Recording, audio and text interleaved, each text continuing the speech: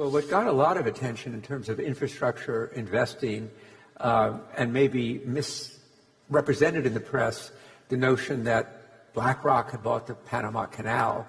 I think you've tried to correct that impression and also making it clear that it wasn't just, first it was ports, and it wasn't just Panama. So tell us what you've done and why you've done it. Well, first of all, my kids called me and said, BlackRock bought the Panama Canal, can we go on it? And I said, we did not buy the Panama Canal. This is something we've been working with the seller, Hutchison Whampoa, for some time, but it was a very concentrated period, about 2 weeks, where they, they've been faced with a very poor stock price for some time. From our estimates, Hutchison was trading at 30% of book.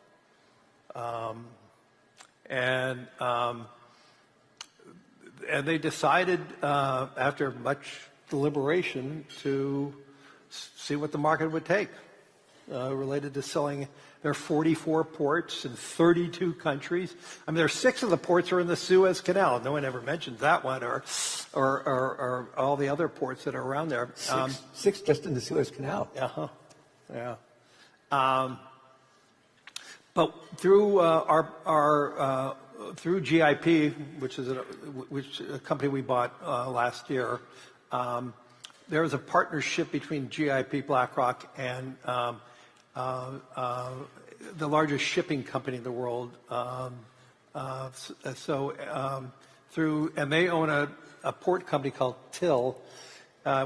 We had the most strategic, I would say, partnership to build this out. And through this acquisition, we are going to have 100 ports in our portfolio.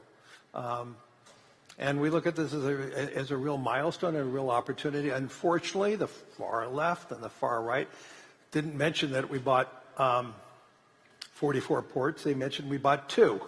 And so the total consideration, I would say the 2 ports in Panama represent about 4% of the total consideration value of that transaction.